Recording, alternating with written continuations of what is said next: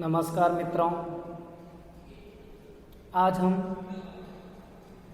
BA second year की online class में यूरोपीय राष्ट्रों द्वारा उपनिवेशवाद की स्थापना का भाग 2 का अध्ययन करेंगे। कल के वीडियो में हमने यूरोपीय देशों द्वारा उपनिवेशवाद के क्या कारण थे उसका अध्ययन किया था। आज हम यूरोपीय राष्ट्र पुर्तगाल द्वारा औपनिवेशिक साम्राज्य की स्थापना की गई थी, जो अफ्रीका व पूर्व में एशिया में विस्तृत हुआ था, उसका हम अध्ययन है वो करेंगे। लेकिन एक बात समझ में आ चुकी थी कि भारत में व अफ्रीका में जो पुर्तगाली यात्रा करने के लिए गए थे, उस समय उन्होंने विशेष तौर से अपनी आवश्यकताओं की पूर्ति पर ध्यान दिया था। उपनिवेशों की स्थापना में यूरोप के पुर्तगाल व स्पेन राष्ट्र सबसे आगे थी, क्योंकि यहाँ का नेतृत्व उपनिवेशिक साम्राज्य स्थापित करने में रुचि रखता था एवं इनके पास एक सुदृढ़ व आधुनिक तकनीक से युक्त जहाजी बेड़ा था। यहाँ के नागरिक समुद्री मार्ग के अभ्यस्त थे। समुद्री मार्ग से लंबी लंबी यात्राएं भी कर सकते थे। आज हम इन्हीं पुर्तगालियों द्वारा किए गए साम्राज्यिक विस्तार का अध्ययन है वो करेंगे। तो देखिए, औपनिवेशिक साम्राज्य विस्तार की जो शुरुआत है वो यूरोप के पुर्तगाल से की गई थी। पुर्तगालियों ने भौगोलिक स्थिति का फायदा उठाया। पुर्तगाल यूरोप का एक छोटा सा देश था, लेकिन यहाँ के नागरिकों के पास लंबी लंबी समुद्री यात्रा एवं मछली पकड़ने में निपुणता प्राप्त थी। यहाँ का व्यापारी वर्ग समृद्ध था और सबसे अच्छी बात थी कि यहाँ का हर वर्ग सामंतों के हस्तक्षेप से मुक्त था। पुर्तगाल के शासक उदार व साहसी प्रवृत्ति के थे, परंतु इनका मुख्य कारण था अफ्रीका का चक्कर लगाकर पूर्वी देशों की ओर जाने वाले जो जल मार्ग थे उसे खोजना, उसकी खोज करना, और इस खोज के कारण उन्हें मुसलमानों को भारी पारगमन शुल्क अदा न करना पड़े और पूर्वी देशों के साथ सीधा व्यापारिक संपर्क स्थापित करना इनका मुख्य लक्ष्य था।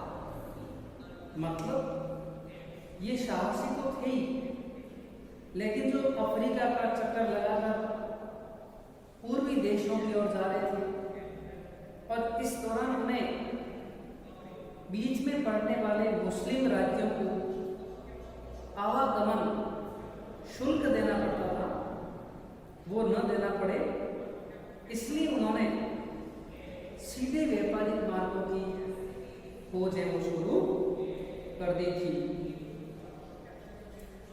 जोसेफ रिदहर नामक व्यक्ति के अनुसार तुर्कों पर दबाव बढ़ाकर पवित्र भूमि पर उनके नियंत्रण को समाप्त करना व कमजोर बनाना था।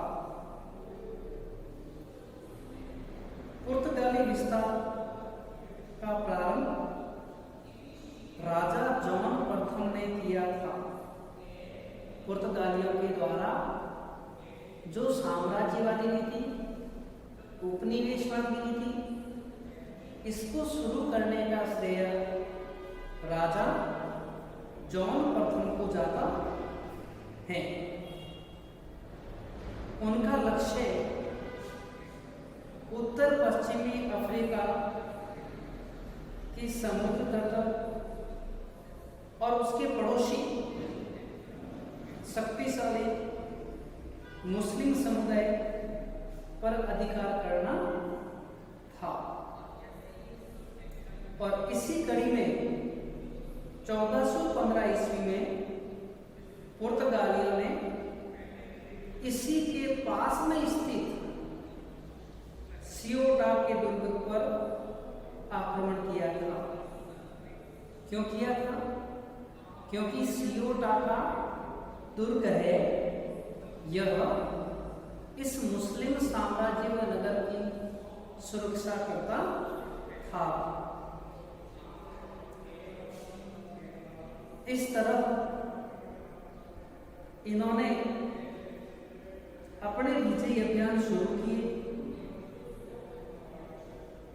सियोटा पर पुर्तगालियों की जो विजय हुई, इससे पुर्तगाली उत्साहित हुए और उन्होंने मुसलमानों के अधीन मोरक्को, जो भूमध्य सागर के जिब्राल्टर द्वीप के पास स्थित है, वहां पर अधिकार करने का कार्य शुरू किए और 1737 ईस्वी के आसपास पुर्तगालियों ने उन्हें जीतकर वहां पर अपनी बस्तियां बसानी शुरू कर दी और 1430 तक उन्होंने अफ्रीका के आसपास काफी पुर्तगाली बस्तियां हैं वो बसा दी थी। यह कार्य पुर्तगाली राजा जॉन प्रथम ने शुरू किया, लेकिन इस कार्य को आगे बढ़ाने में पुर्तगाल के राजकुमार हेनरी दी नेविगेटर ने भी महत्वपूर्ण भूमिका अदा की थी। उसने मुस्लिम साम्राज्यों का दमन करने एवं अपने अन्वेषण के लिए भौगोलिक खोजों पर और भी बल देना शुरू कर दिया। समुद्री यात्रा को सुगम बनाने के लिए, नक्षत्र के ज्ञान के लिए उन्होंने तालिकाएं, सारणियां आदि बनवाई और इस सैद्धांतिक ज्ञान का बोध नाविकों को वो करवाया था।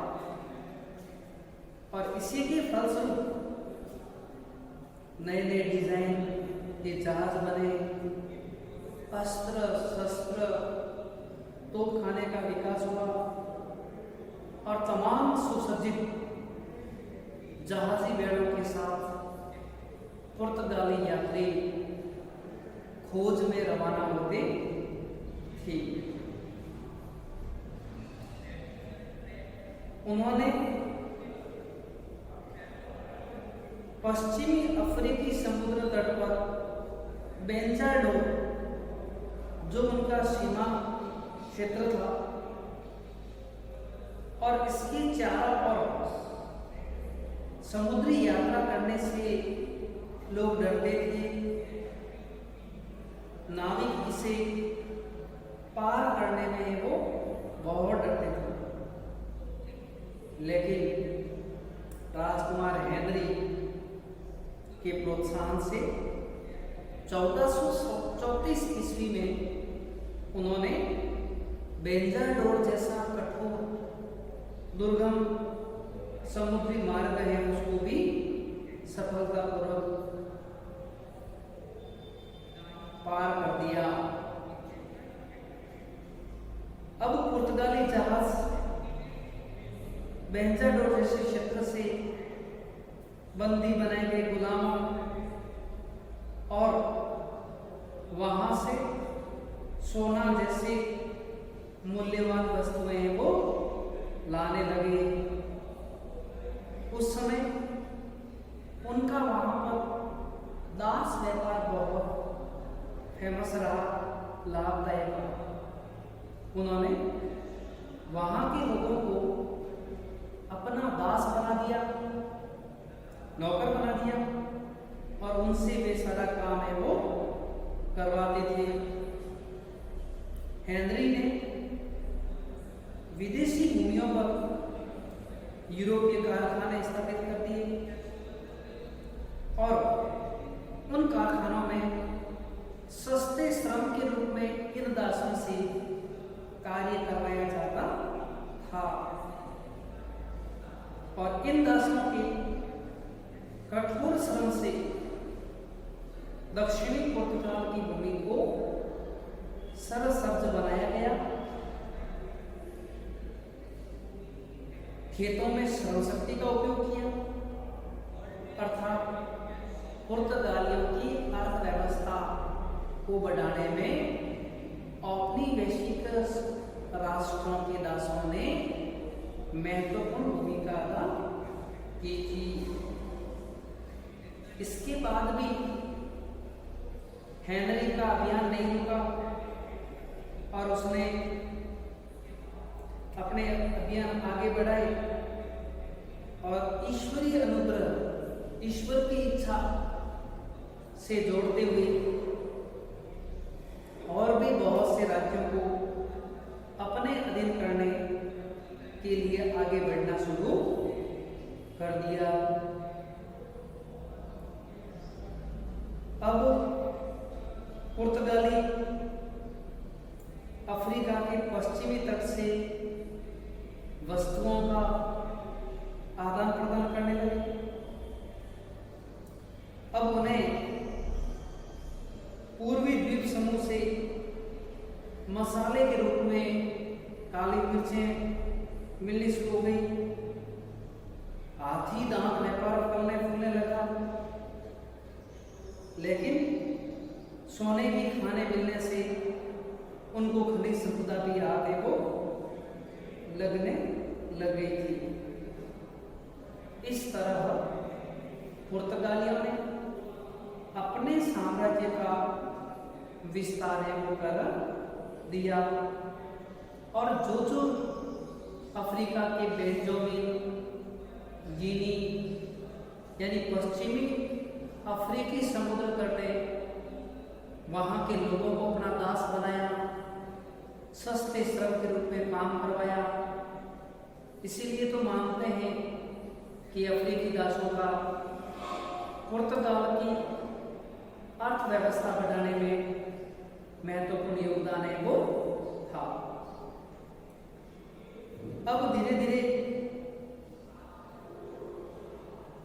पुर्तगाली अफ्रीका के दक्षिणी छोर पर भी पहुंचने लगे, दक्षिणी तट पर पहुंचने लगे और इस छोर को आगे चलकर आशा अंतरिक के नाम से पुकारा जाने लगा था।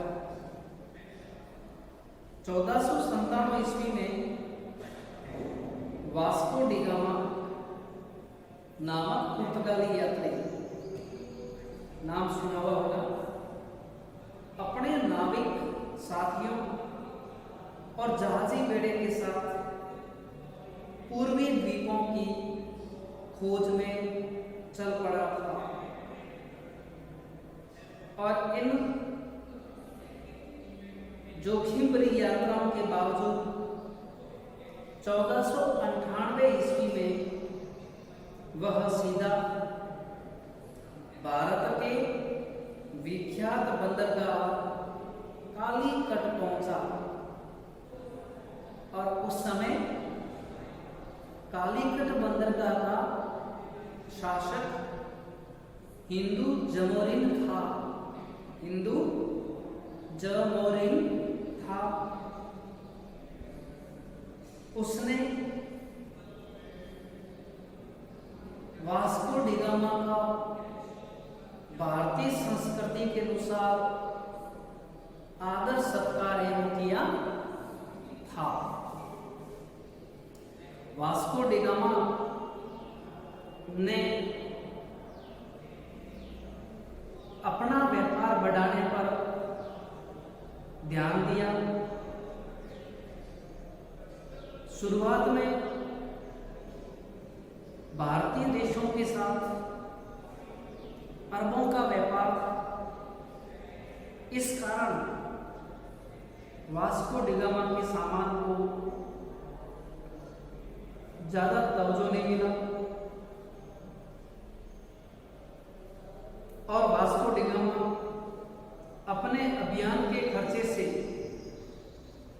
60 गुनी अधिक कीमत का माल, काली मिर्च, दाल लेकर पुनः स्वदेश लौटा। लेकिन पुर्तगालियों के लिए खुशी इस बात की थी कि उन्होंने एक नया समुद्री मार्ग और एक नए क्षेत्र की खोज है वो जल मार्ग से कर ली थी और पुर्तगालियों ने अब अपने और जहाजी बेड़े पूर्व की ओर, भारत की ओर है वो बढ़ा दिए थे। 1500 ईस्वी में कैब्राल नामक पुर्तगाली यात्री आया, भारत आया, लेकिन लौटते समय समुद्री तेज हवा के थपेड़ों ने उसके जहाज को अमेरिका के ब्राजील तट पर वो पहुंचा दिया।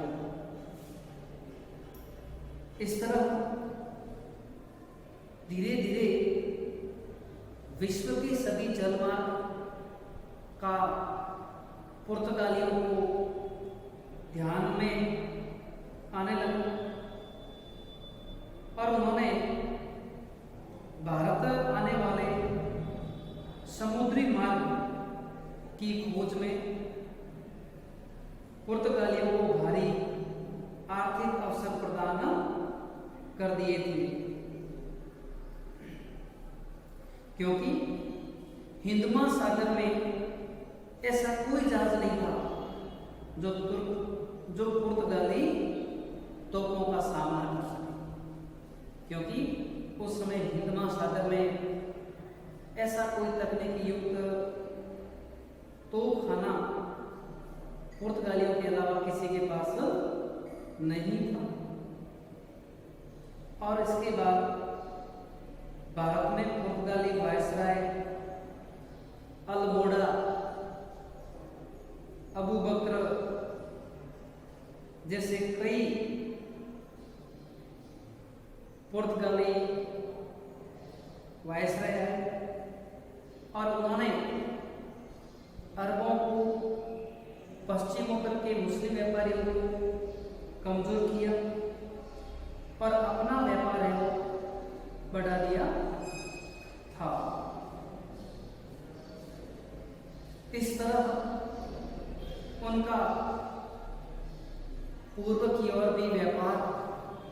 व उपनिवेश बढ़ने लगे थे।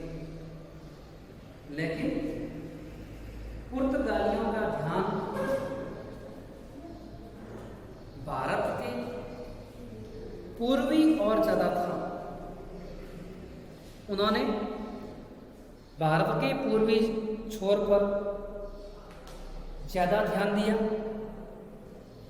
और वहां पर गोवा, दमन, दीव, सालसेट, बासिन, बम्बई जैसे क्षेत्रों को अपने अधिकार में ले लिया था और यहाँ पर उपनिवेशों की स्थापना की